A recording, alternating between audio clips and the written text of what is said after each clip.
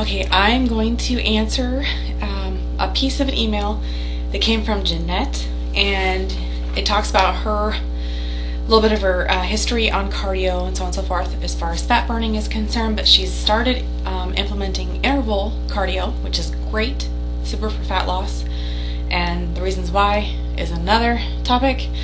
But for now, I'm going to approach her question of the gist of it is that she notices that her heart rate goes all over the place and it's just crazy during her interval training, and she's wondering if she should be concentrating on what her heart rate is during the interval training. And the other thing she kind of alludes to in the email is that if her intervals right now, like say for right now she's doing 20 seconds of high intensity and a 1 minute recovery, that 20 seconds of high intensity is not enough to even really take her heart rate effectively. She's going like crazy on the machine and she can't take her heart rate and see where it's at, and then it comes back down. So you don't need to take your heart rate during your interval training. The purpose of interval training is to just give it all you got and your heart's going to catch up. But the idea is also not even the benefits of fat burning are its own ball of wax there, but another benefit is just simply that heart strengthening, muscle strengthening in your heart, and lung capacity.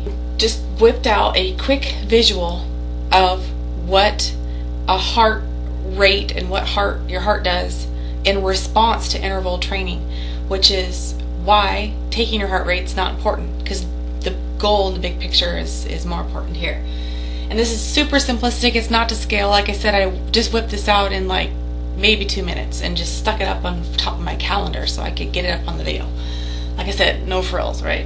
Okay, so this is where, let's say for example, this is starting out at week 1 for her, or for anybody for that matter.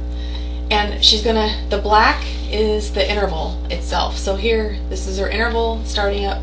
She's gonna do that high intensity interval for 20 seconds, and then she's gonna cool it down for a minute. Like I said, this is not to scale. This would be much longer, but I'd run out of paper. So she shoots up for 20 seconds, high intensity, and then she drops back down and recovers for a minute.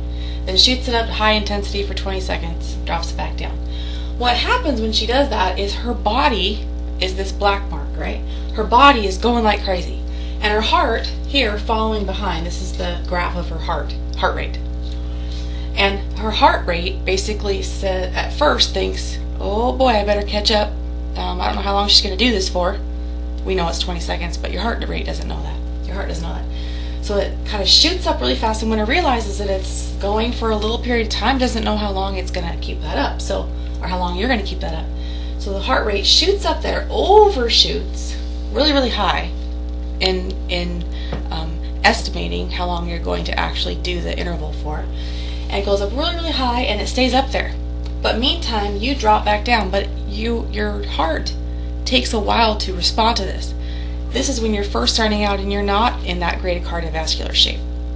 So your heart rate's up, it's really, really high, but you've already gone into your recovery. So your recovery lasts for a minute and your heart starts to go, okay, we can calm down a little bit, but by then you're hitting your next interval. And so your heart rate goes, whoa, wait a minute, and then shoots right back up again. But it really stays kind of high and really wide as far as down here, this is a lower heart rate. Up here, this is a high heart rate. So it never really drops back down to where you first started out when you first got on the machine. And it goes super, super high for a longer period of time. That translates to not being in that good a shape. Hate to break the news to you, but that's just the case. Now, down here is another example. Let's say this is week 6. So here's week 1 up here. This is week 6 of regular interval training.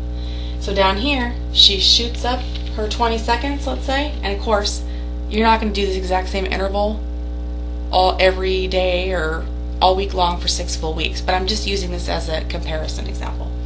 So you're going to have different intervals kicked in by week 6, but you get the point. So she shoots up to her 20 seconds of high intensity. She's really, really sharp, and her heart responds really quickly. Shoots up and doesn't really overshoot, but shoots up to about what you need, right? And then as she drops her intensity down for her recovery period, her heart rate barely lags behind, but it comes down and it just rests about right here. And then she shoots up, and then her heart rate goes right up with it. And so the blue graph of the heartbeat looks almost like it can be transposed on top of the black physical line, right? The closer those are together in picture in your head, I'm sure there's some kind of machine that would measure this, but this is how I visualize it and how I explain it to my clients. So the closer these are together, the closer these graphs are, the better shape you're in.